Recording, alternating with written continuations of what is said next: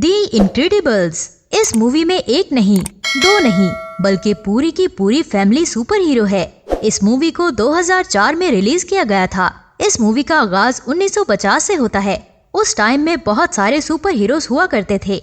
ये hero city में होने वाली रॉबरी और बाकी के बुरे कामों से लोगों को बचाया करते थे।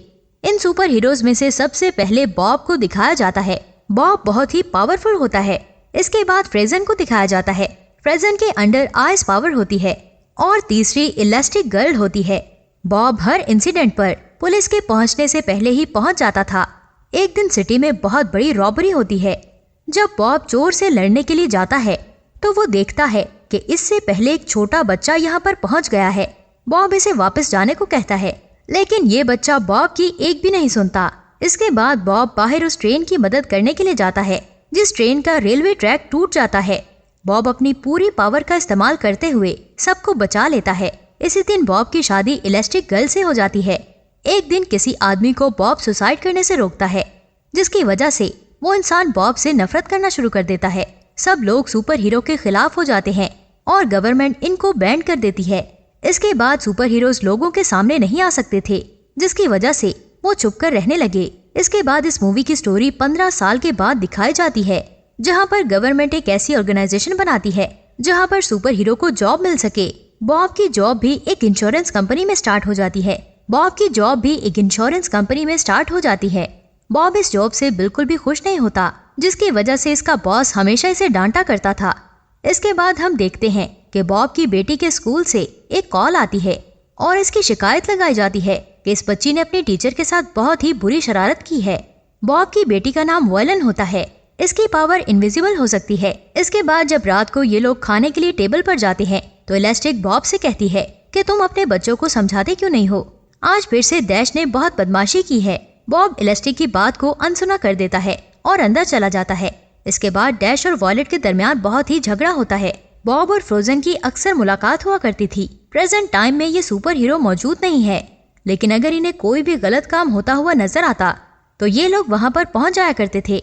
एक दिन इन्हें पता चलता है कि एक बिल्डिंग में आग लग गई है, तो ये लोग अपने सुपर पावर के जरिए उन लोगों को बचाने के लिए जाते हैं, लेकिन इनकी ये हेल्प इन लोगों पर भारी पड़ जाती है। जब ये लोगों को बचा लेते हैं तो यहाँ पर पुलिस भी आ जाती है और इन लोगों को चोर समझती है। घर आने के बाद इलास्टिक काफी गुस्से में होती है और बॉब को कहती है कि जब तुम्हें मना किया गया था कि तुमने अपनी पावर लोगों को नहीं दिखानी, तो फिर तुम लोगों की हेल्प क्यों करते हो। बॉब कहता है ये हमारी ड्यूटी है, आखिर अगर हम उनकी हेल्प नहीं करेंगे तो फिर कौन करेगा। इन दोनों में काफी बहस होती है। नेक्स्ट डे जब बॉब ऑफिस में जाता है तो इसका बॉस इसे डांटना शुरू कर देता है। इस बार बॉब अपने बॉस की डांट को बर्दाश्त नहीं करता और वो इसे गर्दन से पकड़कर नीचे फेंक देता है। ये देखकर एक गवर्नमेंट ऑफिसर बॉब को कहता है अब जॉब से तुम्हारी छुट्टी हो गई है। ये सुनकर बॉब बहुत ही परेशान हो जाता है क्योंकि उसके पास कोई भी जॉब नहीं होती। घर आने के बाद बॉब अपने सारे लेटर चेक करता है। इतने में इसे एक लड़की कुछ इन्फॉर्मेशन देती है। वो कहती है कि हम लोगों ने एक रोबोट बनाया था, लेकिन उसकी पावर कुछ ज्यादा ही एक्सट्रीम थी, जिसकी वजह से वो बहुत तबाही मचा रहा है। अगर तुम इस रोबोट की पावर को कंट्रोल करोगे तो तुम्हें तुम्हारी सैलरी से 3 गुना ज्यादा दिया जाएगा। बॉब इस लड़की की ऑफर को एक्सेप्ट कर लेता है, लेकिन ये बात वो अपनी वाइफ को नहीं बताता। इसके बाद मीरेज इसे कहती है कि हम लोगों ने इस रोबोट पर बहुत ज्यादा खर्चा किया है। ये रोबोट बहुत ही इंटेलिजेंट है। तुम इस चीज को जहन में रखते हुए इसके साथ लड़ना कि वो तुम्हें कॉपी कर रहा है। इसके बाद बॉब को उस आइलैंड पर भेजा जाता है जहाँ पर वो रोबोट घूम रहा था। ये रोबोट बहुत ही पावरफुल होता है। वो बॉब को मारने ही वाला होता है कि इतने में बॉब इसका सिस्टम खराब कर देता है और अपने मिशन में पूरी तरह कामयाब हो जाता है। इसके बाद मीरेस इसे डिनर पर इनवाइट करती है और इसे कहती है कि हो सकता है कि आगे भी तुम्हें ऐसे ही मिशंस मिलते रहें। बॉब अपने इस काम से बहुत ही खुश होता है और अपनी सुपर हीरो वाली एक्सरसाइज स्टार्ट कर देता है। इसके बाद बॉब देखता है कि उसका सुपर हीरो वाला ड्रेस फट गया है, जिसकी वजह से बॉब अपनी पुरानी डिजाइनर एडमा के पास जाता है। बॉब इसे कहता है कि मेरे सूट को सही कर दो। एडमा कहती है कि मैं तुम्हें एक नया सूट बना दूंगी। इसके बाद बॉब के पास एक न्यू मिशन आता है और वो अपने सफर पर जाना शुरू कर देता है। इसके जाने के बाद इलास्टिक देखती है कि उसका सुपर हीरो वाला सूट घर पर नहीं है और वो सीधा एडमा को फोन करती है। इसके बाद हम बॉब को देखते हैं जो किसी का वेट कर रहा होता है। शायद यहाँ पर कोई मीटिंग होगी, लेकिन इतने में यहाँ पर एक बहुत बड़ा रोबोट आता है। इसके साथ एक लड़का भी होता है। ये लड़का वही होता है जो आज से 15 साल पहले छोटा बच्चा होता था। ये लड़का बॉब को बहुत ही हर्ट करता है क्योंकि बॉब ने इसे डांटा होता है।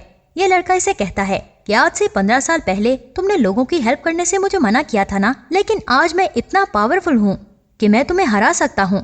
बॉब खुद को बचाने के लिए पानी में कूद जाता है और जब वो एक केव के जरिए बाहर निकलता है तो इसे पता होता है कि इसके साथी को इस लड़के ने मार दिया है। दूसरी तरफ इलास्टिक एडमा से मिलती है तो एडमा इसे कहती है कि मैंने तुम्हारे बच्चों के लिए भी सूट तैयार कर दिए हैं, ये बच्चे हर कंडीशन में तुम्हारे साथ रहेंगे। इसके बाद हम देखते हैं कि बॉब अपनी जान बचाते हुए उस जगह पर पहुंचता है जहां पर सिंड्रोम रहता है। बॉब चालाकी से काम लेते हुए कंप्यूटर स्क्रीन के पास जाता है तो इसे पता चलता है कि यहाँ पर जितने भी सुपर हीरोज थे उन सबको सिंड्रोम ने मार दिया है। दूसरी तरफ इलास्टिक सोचती है कि पता नहीं बॉब किस मुसीबत में फंसा होगा। अब यहाँ पर एडमा इसे एक गैजेट देती है और कहती है कि इसके जरिए तुम बॉब का पता लगा सकती हो कि वो इस टाइम कहाँ पर है। इलास्टिक जैसे ही इस गैजेट का बटन प्रेस करती है तो बॉब के करीब बहुत सारी गन्स होती हैं। वो सब बॉब के ऊपर अटैक कर देती हैं। इलास्टिक को पता चल जाता है कि बॉब किसी न किसी मुसीबत में है। अब इलास्टिक अपने कपड़े पैक करके यहाँ से जाने लगती है तो इसे इसके बच्चे देख लेते हैं। इसके बाद एडमा अपनी किसी फैमिली मेंबर से हेल्प मांगती है और एक जहाज में बैठकर उस तरफ जाना शुरू कर देती है जहाँ से बॉब के सिग्नल आ रहे थे। इलास्टिक के साथ इसके बच्चे भी इस जहाज में होते हैं और वो आयरलैंड पर सिग्नल देती है कि ये जहाज गवर्नमेंट का है, इस पर अटैक मत करना। ये बात सुनते ही सिंड्रोम इस जहाज पर फायर कर देता है जिसकी वजह से ये जहाज तबाह हो जाता है और ये सब लोग पानी में गिर जाते हैं। इसके बाद हम देखते हैं कि बॉब को बहुत ही गुस्सा होता है। वो सिंड्रोम को मारने लगता है लेकिन गलती से इसका हाथ मिरस आ जाती है। वो सिंड्रोम को कहता है मुझे छोड़ दो वरना मैं इसे मार दूंगा। सिंड्रोम कहता है मुझे कोई प्रॉब्लम नहीं, तुम इसे मार दो। दूसरी तरफ इलास्टिक पानी से बाहर निकलकर अपने बच्चों के साथ एक केव में बैठी होती है। वो अपने बच्चों को कहती है कि मुझे तुम्हारे फादर के पास जाना होगा और तुम दोनों मुझसे एक प्रॉमिस करो कि अगर तुम्हारे ऊपर कोई भी मुसीबत आएगी तो तुम दोनों अपनी पावर का इस्तेमाल करोगे। इलास्टिक भी सिंड्रोम की लैब में पहुंचकर एंट्री गेट पर फंस जाती है। वो यहाँ के गार्ड्स को पंच मारती है और एक्सेस कार्ड लेकर यहाँ से आगे जाती है। बॉब और मीरस में बहुत ही फाइट होती है। मीरस इसे बताती है कि तुम्हारी फैमिली अभी भी जिंदा है और वो इस वक्त आयरलैंड पर है। दूसरी तरफ इलास्टिक के बच्चों पर कुछ लोग अटैक कर देते हैं लेकिन डैश अपनी पावर का इस्तेमाल करते हुए पानी में चला जाता है। इलास्टिक भी बॉब को बचा लेती है और इन्हें पता चलता है कि इन दोनों के बच्चे मुसीबत में हैं। बॉब अपने बच्चों को बचाकर जंगल में जाता है लेकिन यहाँ पर सिंड्रोम आकर इन सबको पकड़ लेता है। सिंड्रोम कहता है कि अब इस पूरे शहर को मैं बचाऊंगा क्योंकि मैंने सब सुपर हीरोज को मार दिया है और कहता है कि इस बड़े से रोबोट को मैंने शहर में भेजा है, ये सिर्फ मेरे रिमोट कंट्रोल से चलता है। सिंड्रोम जब इन्हें बांधता है तो वॉयलेट अपनी पावर का यूज करते हुए सबको यहाँ से निकालने में कामयाब हो जाती है। अब इन्हें एक ऐसा जहाज चाहिए था जिसके जरिए ये लोग सिटी में पहुंच सकें। सिटी में बहुत बड़ा रोबोट होता है जो हर चीज को तबाह कर रहा होता है। जहाँ पर सिंड्रोम सब लोगों को बचाने के लिए पहुंच जाता है। पहले वो खुद ही सिटी में अपना ही बनाया हुआ रोबोट छोड़ता है और फिर खुद ही लोगों को बचाने के लिए जाता है ताकि लोग ये समझें कि सिंड्रोम के जैसा और कोई सुपर हीरो नहीं है। लेकिन ये सिंड्रोम की भूल होती है कि यहाँ पर इनक्रेडिबल्स फैमिली आ जाती है।